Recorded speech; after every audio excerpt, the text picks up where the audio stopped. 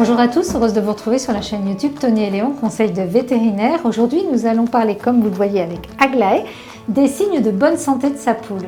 Et je vous propose d'en parler avec mon confrère vétérinaire, le docteur Minh Nguyen, vétérinaire spécialiste américain dans les NAC et un des rares spécialistes européens des oiseaux, au CHV Frégis. Et surtout, tu es d'accord avec moi, Aglaé? Si vous n'êtes pas abonné à la chaîne YouTube Tony et Léon, eh bien faites-le dès maintenant. La chaîne est gratuite et chaque jour, je vous mets un conseil santé vétérinaire pour nos animaux avec une photo plutôt sympa. Alors à tout de suite.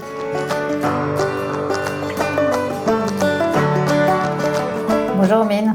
Bonjour Marie. Je te remercie de m'accueillir dans ta salle de consultation à Frégis. Avec grand plaisir. Avec Aglaé qui est en pleine forme. Alors, ça tombe bien parce qu'on va parler de la bonne santé de la poule et tous les signes de bonne santé. Ah bah écoute, oui, Aglaé, c'est une magnifique poule Sussex qui est en bonne forme. La première chose que tu peux voir, c'est que une poule, quand elle est en forme, elle est attentive, elle est curieuse. Tu vois, elle déplace sa tête tout le temps, donc ça, c'est vraiment un signe de bonne santé. Alors, l'autre signe aussi, c'est qu'on regarde bien souvent sa crête également. Ouais, alors tu peux voir, hein. Là elle a une crête qui est bien érigée, qui est bien rouge, d'accord, qui est bien turgescente, donc, et puis pareil pour les barbillons. Donc ça c'est des signes intéressants. Et puis il y a aussi, alors on regarde qu'elle est bien rouge parce qu'on a également tourné avec Minh un épisode que vous pourrez revoir sur la chaîne sur Ma poule est malade et quels sont les signes de maladie. Et c'est vrai que là, dans ce cas, la crête, elle n'est pas bien rouge, elle est parfois un peu blanche. Même, effectivement, quand elles sont malades, la crête est un petit peu pâle, elle a les yeux un petit peu mi-clos, elle est généralement un petit peu renfrognée, la tête basse. Là, tu vois, c'est pas du tout le cas d'Aglaé, elle a la tête bien dressée, elle a l'œil bien vif, et puis là, elle est là, elle respire un petit peu vite parce qu'elle est un peu stressée par les caméras, là. Un peu stressée par les... T'as jamais vu ça? Elle a un peu le trac, mais sinon, ça va très bien. Et sinon, on regarde aussi l'état de son plumage, parce que là, c'est vrai qu'Aglaé, elle a un très très beau plumage. Ouais, elle a un beau plumage blanc. Donc, tu vois, ce qui est intéressant, alors c'est assez facile, on peut regarder, hein, comme ça, sous l'aile, on peut voir comme ça, assez facilement sous l'aile, vérifier que tout va bien, qu'elle a bien toutes ses plumes, d'accord? Donc les plumes sont pas cassées, elles sont brillantes. Elles sont bien brillantes, ouais. Ça, tu vois, la brillance de la plume, c'est lié à la structure même de la plume. Et donc ça, c'est une question d'alimentation. Et ça montre aussi que ta poule, elle se toilette bien. Et si elle se toilette bien, ça veut dire qu'elle est en bonne santé. D'accord. Alors, il y a aussi ce qu'on regarde chez la poule, c'est sa locomotion. Alors, pareil, on a tourné ensemble un épisode sur les causes de boiterie chez la poule, que je vous invite à revoir.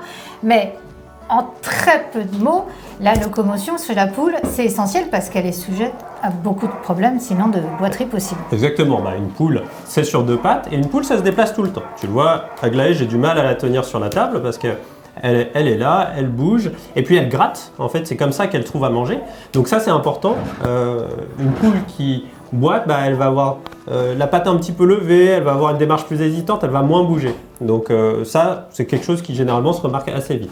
Oui, et d'ailleurs, surtout si elle boite, tu m'avais expliqué, de la patte gauche. Là, c'est caractéristique d'un souci bien particulier chez la poule. Alors ça, c'est très particulier. Je ne sais pas si tu sais, Valérie, mais chez la poule, en fait, il n'y a qu'un seul ovaire et il n'y a qu'un seul salpinx. Donc ça, c'est l'organe dans lequel se fait l'œuf.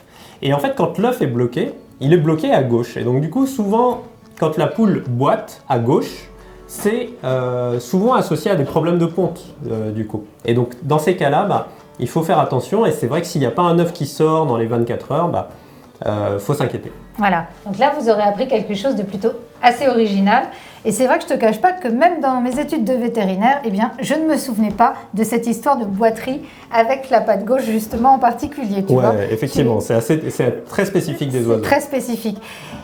On regarde aussi comme pour tout animal l'appétit. Et comment peux-tu savoir si une poule a bon appétit? Parce que ça c'est aussi une caractéristique. Alors, caractéristique, oui et non, parce que souvent les animaux en mauvaise santé, ils ont quand même tendance à trier tous, mais la poule, c'est quand même assez visible, non? Ah oui, alors déjà, ce qu'il faut savoir, c'est qu'une poule, c'est un animal très gourmand, d'accord? Donc, si tu lui donnes à manger, elle va manger. Hein, elles aiment bien manger, elles aiment bien manger vos restes. Et c'est vrai qu'une poule qui commence à trier un peu son repas, qui ne mange pas tout, souvent ça veut dire que, elle est un petit peu plus faible, elle a besoin d'un peu plus de protéines, elle va peut-être manger plus des choses qu'elle aime bien. Donc tu ça veux veut dire dire un que peu avec des oléagineux dedans. voilà. Elle va avoir tendance à privilégier plutôt les choses grasses. Elle va pas trop manger les petites graines. Donc quand elle commence à trier, déjà on se dit bon, il y a peut-être quand même un petit quelque chose. Et puis après, c'est sûr que l'appétit, de manière générale, ça reflète quand même bien l'état de santé de sa poule. D'accord, donc je vous invite à revoir notre épisode justement sur bien nourrir sa poule que nous avons eu l'occasion de tourner.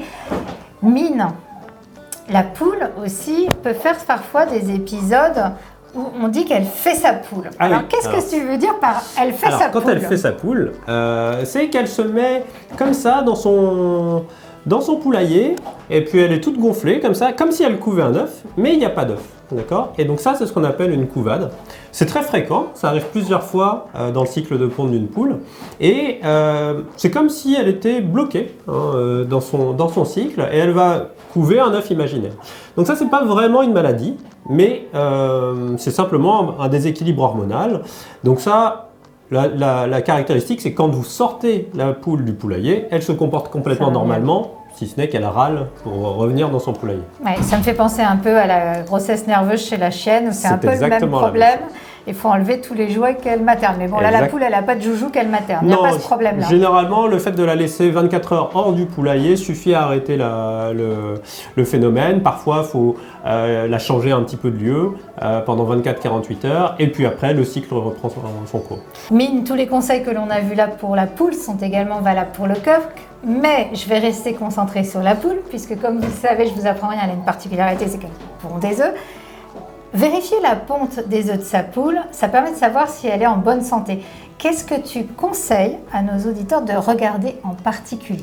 Alors, il y a plusieurs choses à comprendre. Déjà, une poule, ça pond régulièrement. Donc, de ses 6 mois à ses 3 ans environ, elle va pondre un œuf tous les jours, voire un œuf tous les 2 jours, suivant les races.